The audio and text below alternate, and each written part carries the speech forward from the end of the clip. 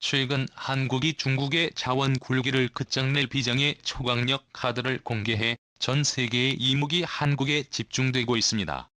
바로 한국의 바나디움 연구에 나섰기 때문입니다. 일반 사람들에게 잘 알려져 있진 않지만 바나디움은 히토류나 리튬 못지않는 핵심, 고부가가치 광물입니다. 바나디움의 특장점 중 하나는 바로 차를 강화해준다는 것인데요. 최근 연구에 따라 가벼우면서도 단단한 것으로 유명한 다마스쿠스 검에도 바나디움이 들어가 있었다는 사실이 밝혀졌습니다.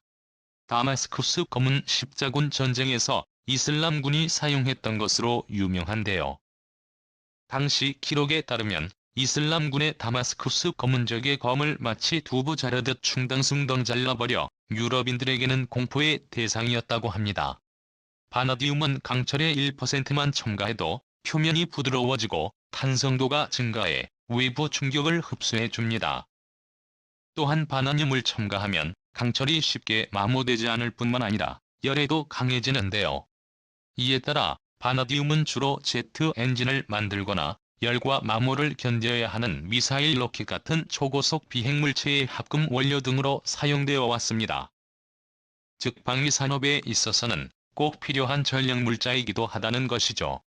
세계 최대 규모의 철강 산업을 보유한 대한민국 역시 이 바나디움을 이용한 각종 금속 합금을 생산하고 있습니다.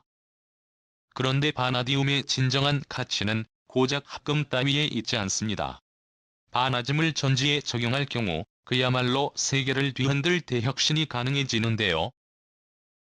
관계자들은 이미 바나디움 리튬을 밀어내고 차세대 2차 전지의 재료 시장을 점령할 것으로 여기고 있습니다.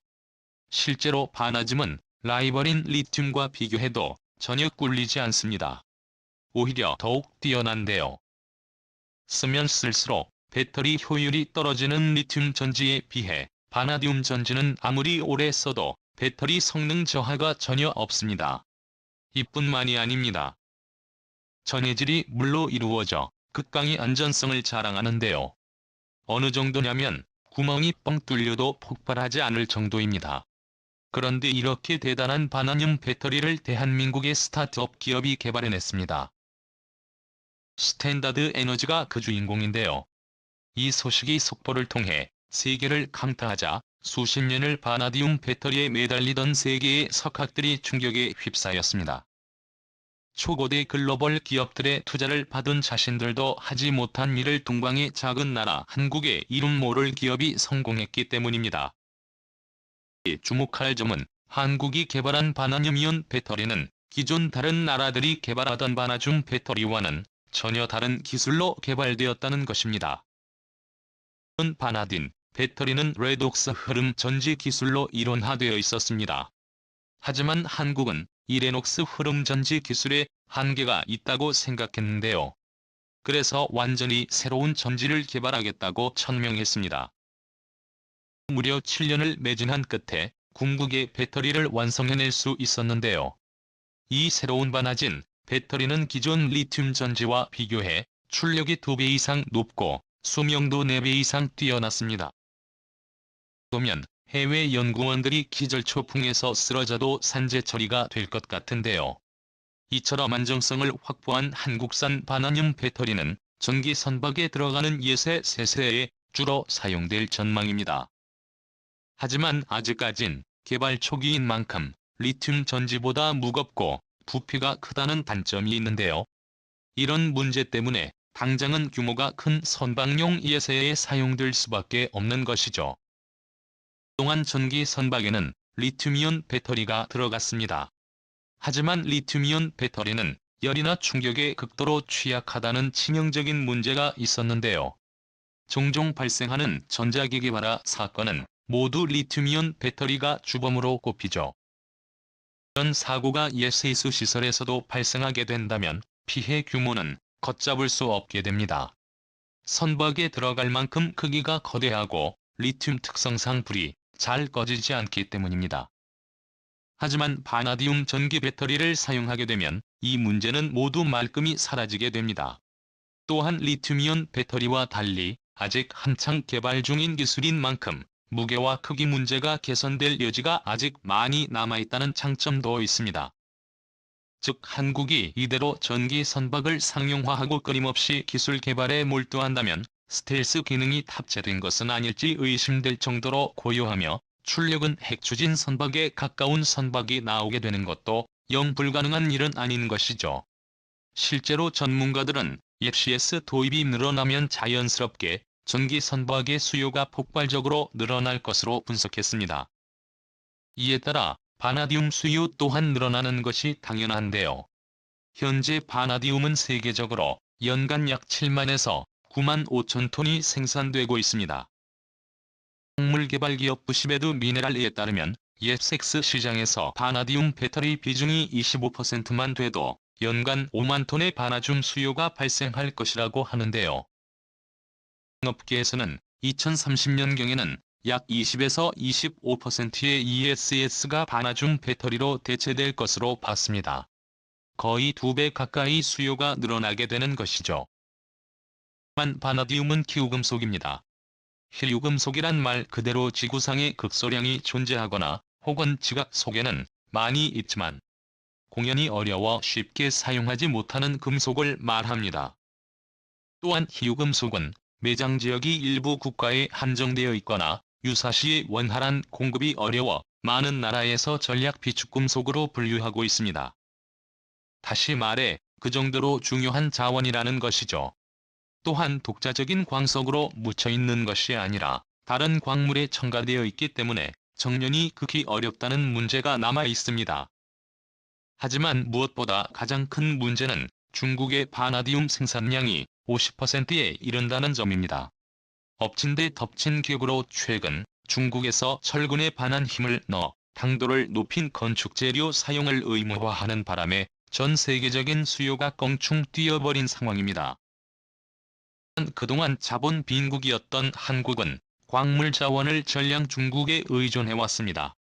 수치상으로는 99.96에 육박하는데요. 바나듐 또한 사정은 마찬가지였습니다.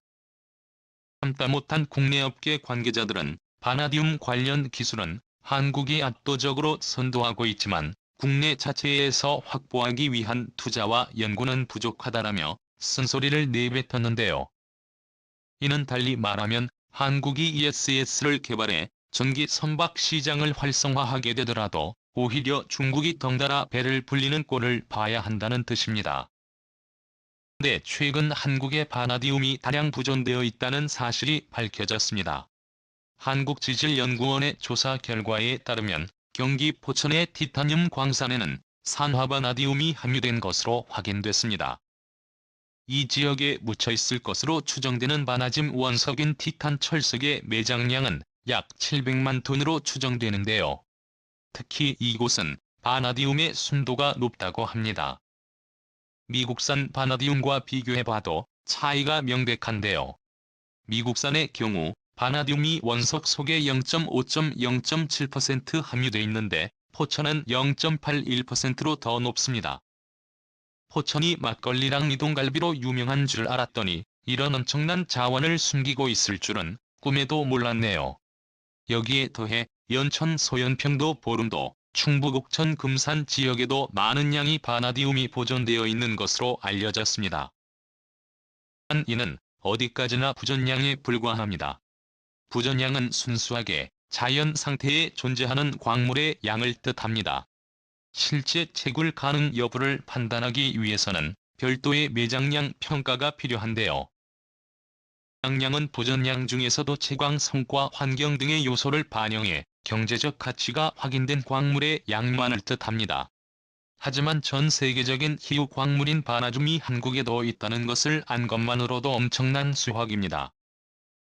한국지질자원연구원은 중점 연구 광물로 바나님을 선정하고 2013년까지 바나디움 매장량 지도를 완성하겠다고 밝혔는데요. 이에 따라 한국은 채광부터 자원선별 재련 활용까지 전 과정에 대한 기술을 확보할 수 있게 될 거라는 전망입니다.